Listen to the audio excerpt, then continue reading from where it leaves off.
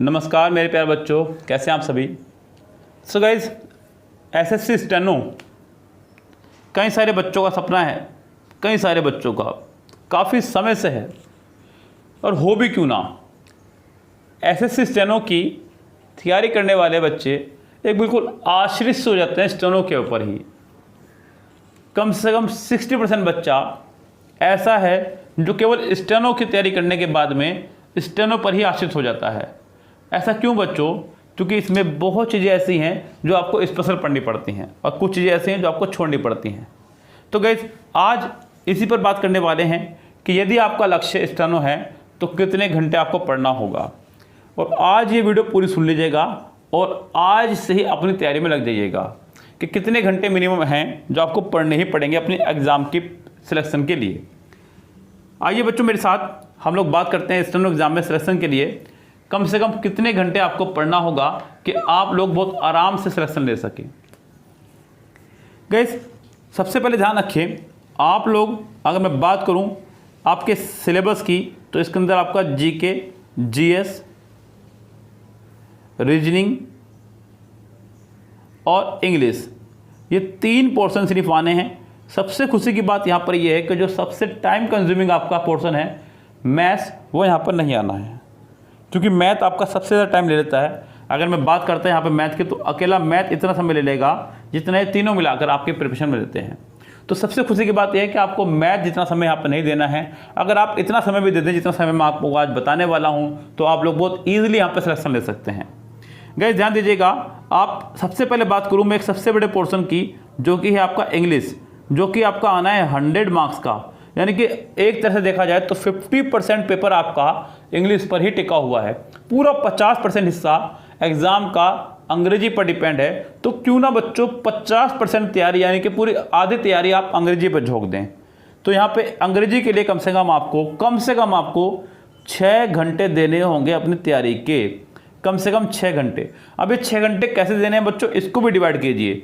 ये 6 घंटे आपको पूरी तरह से ऐसा नहीं कि सिर्फ एक ही टॉपिक को पढ़ने में लगा देने हैं, डिवाइड करते हुए पढ़िएगा। लाइक मैं 1 घंटा वोकेबलरी पढ़ूंगा, 1 घंटा मैं क्लोज टेस्ट सॉल्व करूंगा, 1 घंटा मैं कंप्रीहेंशन की तैयारी करूंगा, रीडिंग कंप्रीहेंशन, 1 घंटा आपको पूरा प्रैक्टिस सेट सॉल्व करके देखना है, ओनली इंग्लिश का। पूरा तो 200 नंबर का तो नहीं हो पाएगा। और 1 घंटे आप लोग common error, sentence improvement, fill in the blanks को देंगे, और अगले 1 घंटे आप लोग एक्टिव, पैसिव, डायरेक्ट, इनडायरेक्ट को। तो ये पूरा पोर्शन आपको एक सिस्टम बनाना होगा कि मुझे 6 घंटे किस तरह से तैयार करने हैं अपने एग्जाम के लिए। तो क्या ध्यान दीजिएगा, 1 घंटा ग्रामर सेक्शन के लिए, common error, sentence improvement, fill in the blanks, 1 घंटा एक्टिव, पैसिव और डायरेक्ट, इनडायरेक्ट के लिए, 1 घंटा आपको देना है अपना आरसी यानी कि रीडिंग कंप्रीहेंशन के लिए, 1 घंटा क्लोज टेस्ट के लिए, 1 घंटा प्रैक्टिस सेट के लिए और 1 घंटा अपनी वोकेबलरी के लिए। ये कम से कम 6 घंटे आपको स्टडी करनी ही करनी है। अगर आपके पास इससे ज़्यादा समय है तो आप प्रैक्टिस सेट अपने आप बढ़ा सकते हैं। कम से कम 3 प्रैक्टिस सेट डेली करें तो ज़्यादा बेहतर होगा, ये ध्यान रखें, अगर आपके पास समय है। और गाइस, अगर समय नहीं भी है तो समय निकालना होगा। यस, यहाँ बहानों से काम नहीं चलेगा। ये सब मेहनत आप अपने लिए कर रहे हैं और किसी के लिए नहीं, ये ध्यान रखें। कल को आपकी नौकरी लगेगी तो आप आनंद भी आप ही लेंगे, तो मेहनत भी आप ही को करनी होगी। तो कम से कम समय दीजिएगा। आप ध्यान रखें अपने एग्जाम की प्रिपरेशन के लिए जितना आप दे सकते हैं उतना ज़्यादा। यानी कि अगर आप यहाँ पे ये 6 घंटे का मैंने शेड्यूल बनाया, अगर आप यहाँ पे 8 घंटे दे सकें तो अपना प्रैक्टिस सेट बढ़ाना जितने आप बढ़ा सकते हैं। कम से कम 3 प्रैक्टिस सेट एमबी बुक से 3 प्रैक्टिस सेट डेली करने हैं, और जितना हो सकता है किरण से, यानी कि लगभग 3 से 4 घंटे आपको किरण को देने हैं कम से कम। तब जाकर के आप अंग्रेजी पर पूरी तरह से विजय पाएंगे, क्योंकि आपके पास सिर्फ 2 महीने हैं। इन 2 महीने में करना है जो भी करना है बच्चों, तो कीजिए, करना आपको है और आप ही लोग करेंगे। और ध्यान रखें बच्चों, ये 160, 170 जो नंबर ला रहे हैं बच्चे ही ला रहे हैं, कोई क्रिस एग्ज़ाम देने नहीं आ रहे हैं, तो आपको मेहनत करनी होगी। अब गैस, अगर हम लोग चले अपने रीजनिंग की तरफ, तो यहाँ रीजनिंग में सबसे पहली बात तो यह है कि आपको सिर्फ प्रैक्टिस पर जोर देना है, प्रैक्टिस के अलावा कुछ नहीं करना है। और यहाँ कम से कम अगर आप अपने आज 3 से 4 प्रैक्टिस डेली कर लें, आप कम से कम एक प्रैक्टिस सेट को 35 मिनट दीजिएगा और 10 से 5 मिनट चेक करने के, तो यानी कि लगभग 45 मिनट आपके एक प्रैक्टिस सेट में लग रहे हैं। और 45 मिनट्स अगर आपके एक सेट में लग रहे हैं तो कम से कम 3 घंटे की बात कर सकता हूँ मैं आपके 4 प्रैक्टिस सेट के लिए। इस केस 4 प्रैक्टिस सेट आपके आराम से हो सकते हैं 3 घंटे में, जो कि बहुत आराम से आप कर सकते हैं। इसमें करना क्या है बच्चों, एक प्रैक्टिस सेट डेली बैंकिंग का, क्लर्क के एग्ज़ाम का आया हुआ, और 3 प्रैक्टिस सेट आपको एसएससी एग्ज़ाम में आए हुए, ना केवल स्टेनो बल्कि एसएससी के किसी भी एग्ज़ाम के प्रैक्टिस सेट लगाने हैं, चाहे वो सीपीओ का हो, सीएचएसएल का हो, सीजीएल का हो, एमटेस्ट का हो, किसी भी एग्ज़ाम का हो। तो आप इस तरह से कर सकते हैं, ये बहुत अच्छा समय है। और कम से कम 3 घंटे आपको देने हैं जीके को अपनी।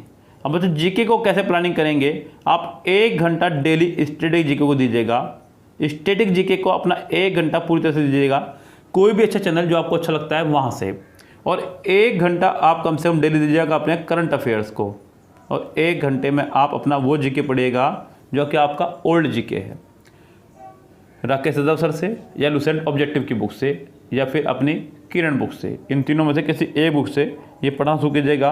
तो यानी कि अगर देखा जाए तो मैंने आपका जो प्लान बनाया वो बनाया 12 घंटे का, जो कि इतना ज़्यादा भी नहीं है और इतना कम भी नहीं है। दूसरी बात गाइस, लगातार नहीं पढ़ना है बैठ करके। अगर आप सोच रहे हैं कि मैं लगातार पढ़ करके दुनिया बदल दूंगा, तो ऐसा कुछ नहीं होगा, आप अपने आप को भी नहीं बदल पाएंगे, ध्यान रखें।